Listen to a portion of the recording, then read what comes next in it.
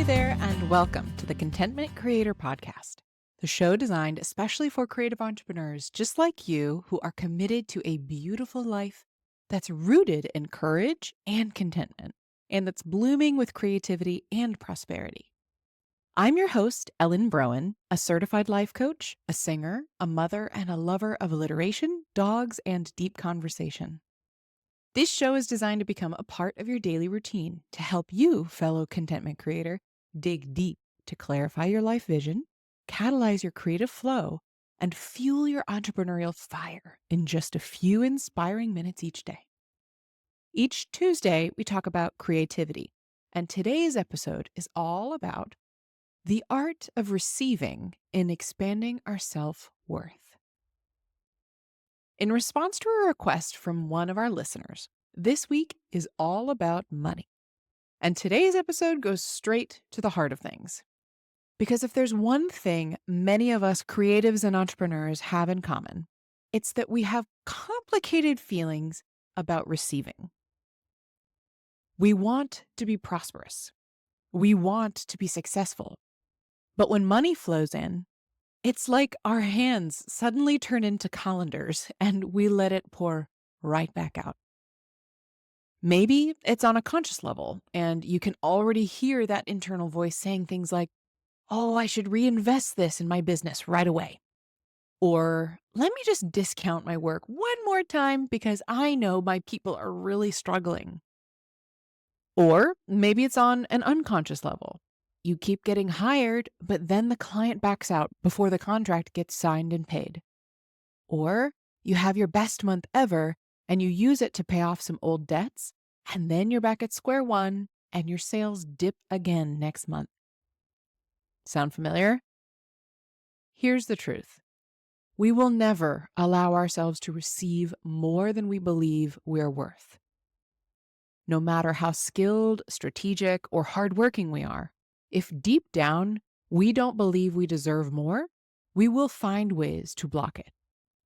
That's why today we're talking about the connection between self-worth and net worth, and how small shifts, both internally and externally, can help us raise the thermostat on our financial reality.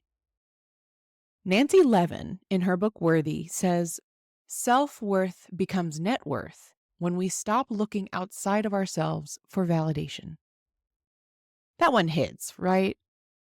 For so many of us, money has been tangled up with how we measure our success, validation, and enoughness. We think, once I make more money, I'll finally feel secure. Or, once I hit this financial milestone, I'll know I'm successful. But we've all seen people hit big financial goals and still feel like they're not enough. And we've seen others stay in a steady, sustainable income and feel completely, deeply abundant. So, what's the difference? It's not the money, it's how we relate to it. Gay Hendricks in The Big Leap describes how our breakthroughs function like a thermostat. He calls it the upper limit problem, explaining why so many of us unconsciously sabotage our own success, happiness, and financial growth. If we suddenly experience a big success, a business breakthrough, financial windfall, or an amazing new opportunity, our thermostat notices the temperature rising. And just like an actual thermostat, it kicks in to cool things down a bit, to regulate us back to what feels comfortable, familiar, and safe. On the flip side, if things dip below our comfort level, say we hit a financial rough patch or a tough time in our business, our thermostat turns on to heat things back up to our set point.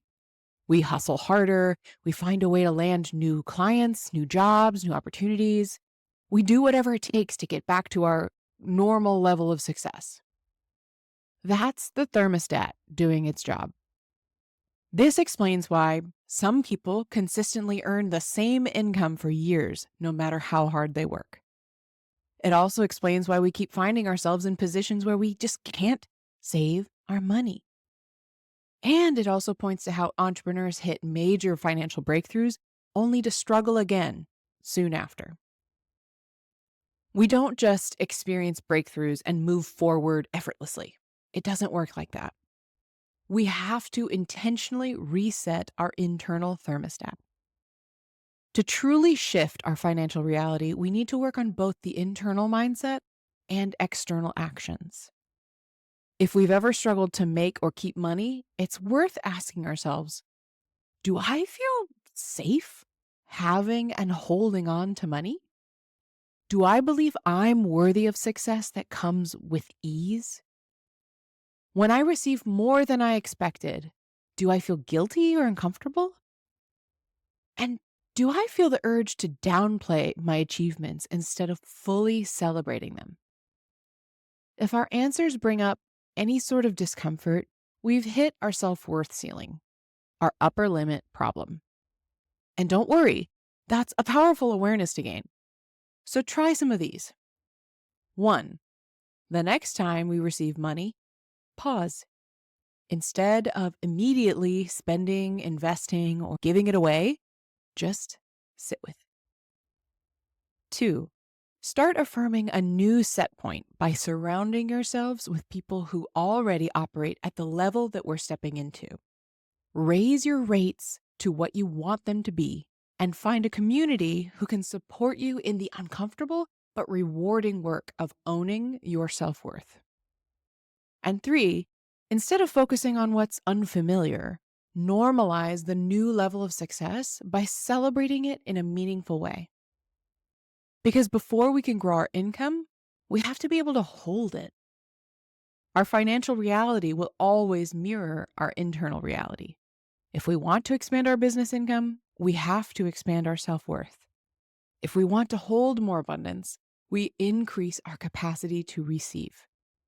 And if we want money to flow in and stay, we build a relationship with it that is rooted in trust, ease, and worthiness.